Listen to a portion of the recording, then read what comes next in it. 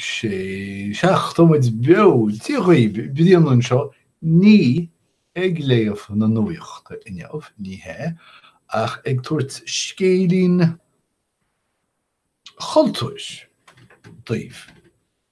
Agus baineann an scéal seo faoi orgánaí óg rugadh Camden nó Jersey dar bennam Larry Young. Agus fáil siú an scéal seo sa New Yorker ag Richard Brody faoin teitil Snag cheol féin cheisteach Larry Young. Anis baineann an seo, an scéal seo, le bailiúchan tafid beo den orgánaí Snag cheol Larry Young agus óg beithíoch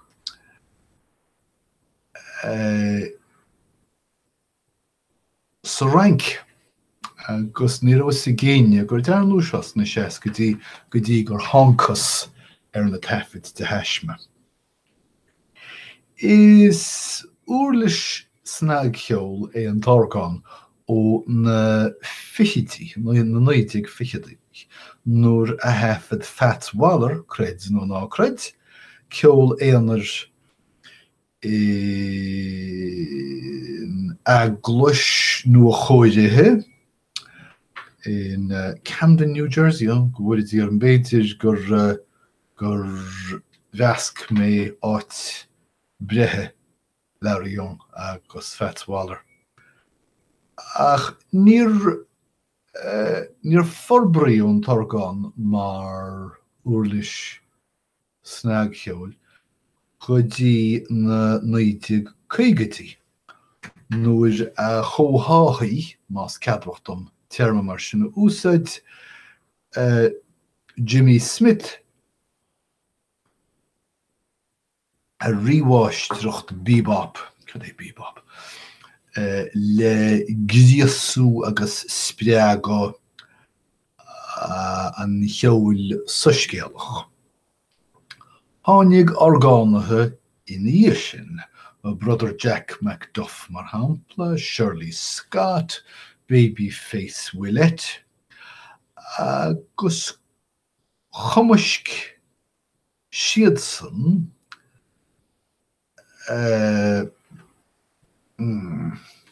bucail le teasta bhaim seo. Bhí sé agam níos túisce agus tá sé imithe sé. Scríofa mé síos an seo. Chumaisc siad san Snag cheol comhaimseartha le gormachaí mór rácharte tradiisiúnta. Ach bu é orgánaí amháin go háirithe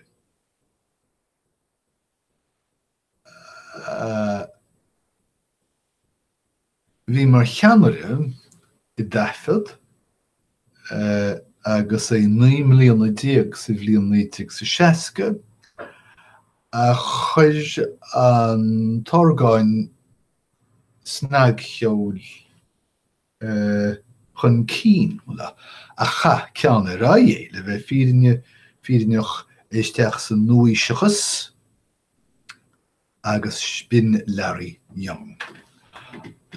Dimmer John Coltrane tionchar anláidir Larry Young. Agus rinne Larry Young sra súhainseach tafad ó 1964 go 1969 don lipéad Blue Note an nó lipéad an cháiliúil sin. In ar tháinig smaointe úr nua agus a chléintach dú avant-garde chun cín.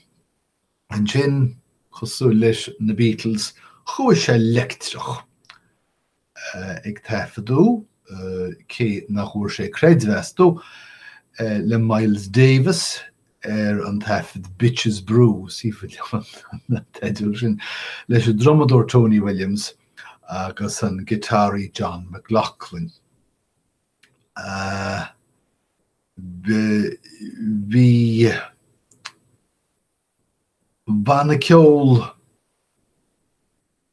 rock snag ceol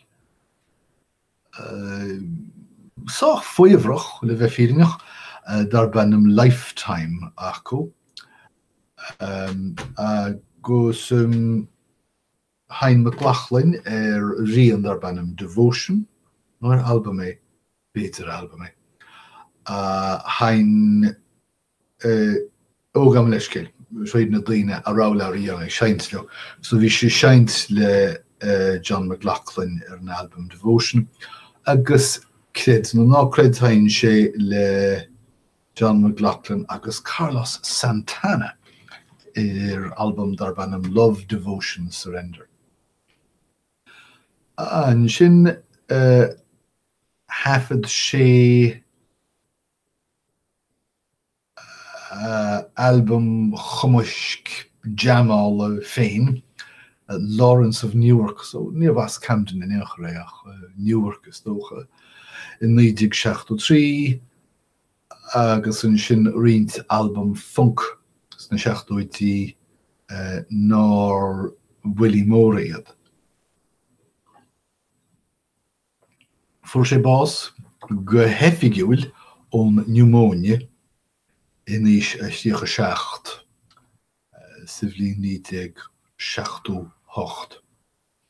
Ach an rud nachnearna sé hílmuid agus tíir dealrah ná taisk taifid neamh eisithe ágail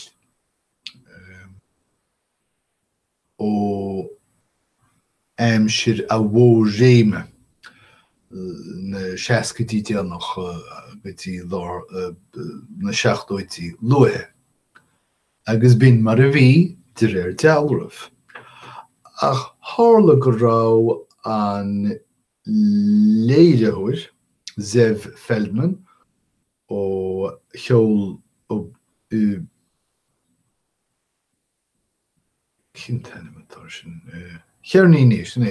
chearnaí Resonance ag tuairt cuairte chartlan náisiúnta físeabhar ní hé.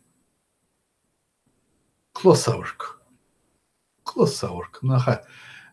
na Fraince faoin ainm INA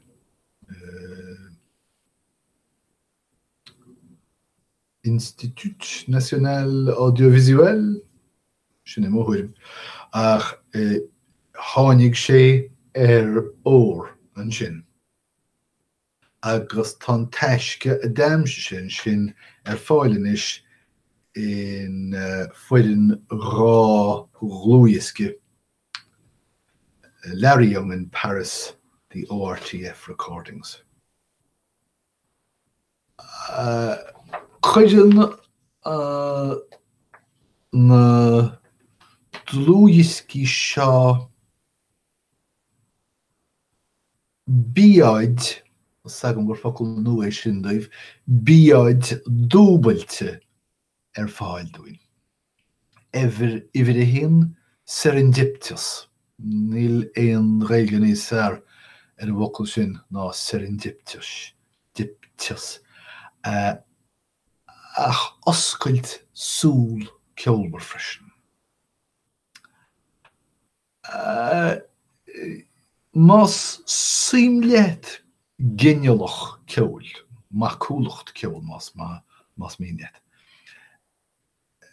Is scéal bríomhar iad na seisiún ceol seo an ginialach úd.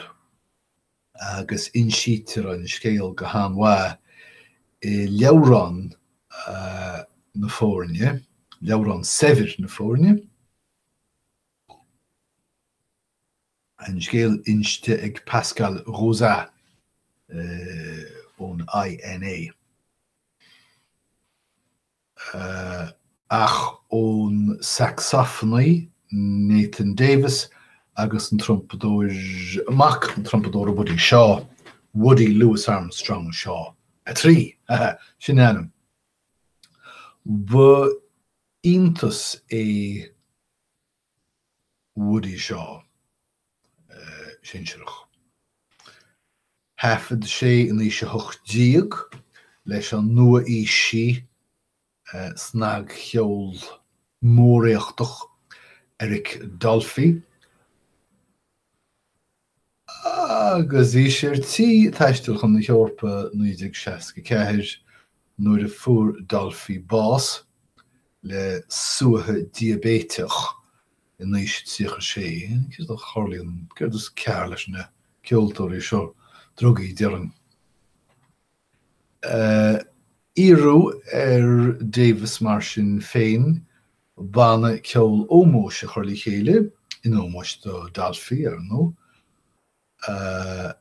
Mar buin sin rinne Dolphy na taifid dearnacha le Davis.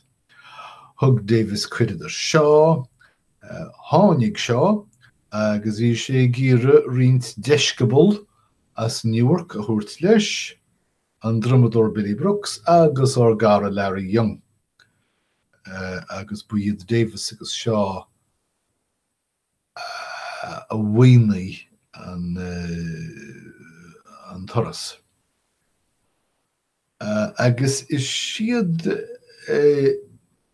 léirithe an cheathréid sin, Davis, Shaw, Brooks agus Young, le ceoltóirí eile as an rank atá i gcrúí na rianta nua aimsithe seo sa bhfuilim.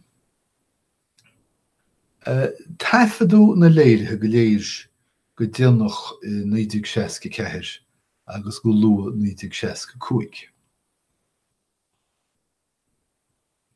Rinneú an chuid bhuacha i studio radio sa rank go gréalfaí iad. Rinteacha the show ar bé an piani Jacques Dieval an príomhcheoltóis. Agus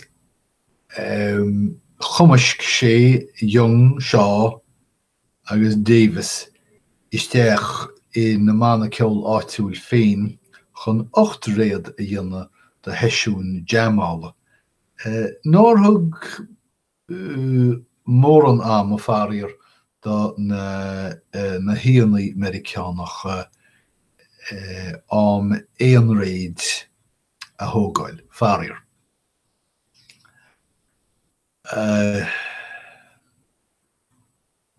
Fanmuid péide rianta studio a hafad an ceithréad agus siad a taifeadú faoin anam Nathan Davis Quartet thugann nud nó réamhabharc doin de spéisiúnaí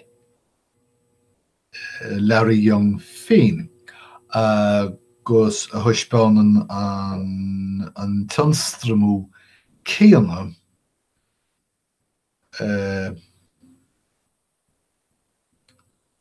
agus a chonig muid gahar éad Larry Young a tháinig amach Unity go déanach 1965.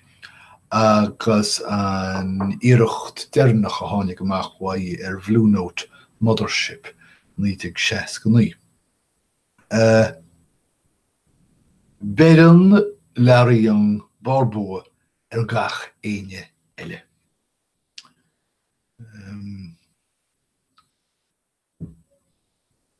Tugann sin críomh agus an své leis. San éon réad a bhí aige féin ar a físa féin, Looney Tune, feictear fanmhaireacht agus géirú buile ardú teasa agus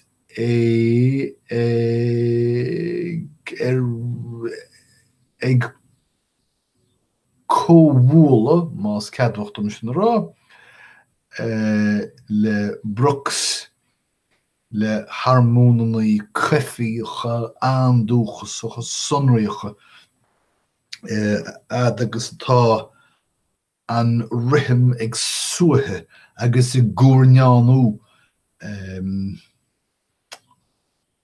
le luasca glórach Brooks. Ach fágimid sin ní ráma ach a ggéire blaise a thuairt Steve den foiideann dlúiascaí seo agus béidir amach an seo go bhfuil sibh seans éisteach leo sibh féin agus bhfuair mreithanaí féin a thuairt arb. Sin a bháin go bhfuil cúpla focail agam nach maithneann le hábhar in chur. Duine tá féin chúiseach bíonn sé smaoine féin an tám fad. Má tá duine sásta daoine eile bhrise I gnó agus brábach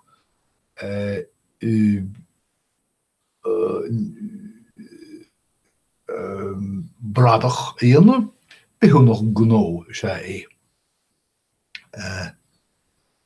Má chur an tú chóras ag gobar chéile bíon có inaibriíocht I gceiste go sin focail éisteach. Inechar sinna méid atáistí. Ciste córáigrach. Siad is ciste córáigrach an ná ciste a ícin an méid céanna le méid ní a ícin daoine as foinsí eile. Begin sin ní béidir. Dreasacht. Sin dreasacht is tócha, ciste córáigrach. Má chuidim se abrimís $10,000 a fáil do thionscad a réigen. An gcuinniú go naicin duine eile $10,000 freisin. Sin dreasacht. Tá méid dreasú an duine sin chun $10,000 choristeach le ma $10,000 féin.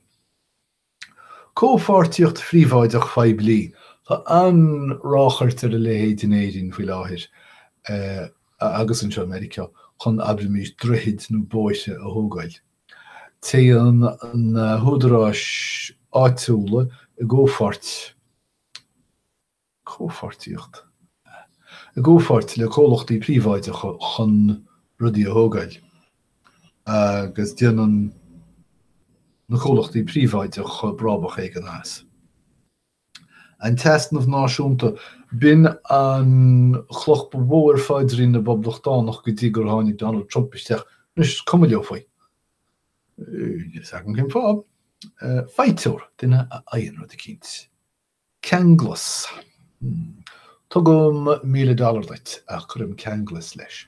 Ca tú rit timpeall a bhlach lom nocht. Tá cíns mar sin. Sin ceanglas. Ní aon tú rud sír neisce ca tú rialach a dhéigean a leannacht. Sníad na sin ceanglas. Slándal dúise fáid sa America. Fíochas leagan tebi de íoch. Féin devnú. Féin devním gur mise an duine is láidre ar dam. Nus. Devnithe agam féin. Muna daíonn do chánachaí leis a rialtas séidir leo thu a inniucha.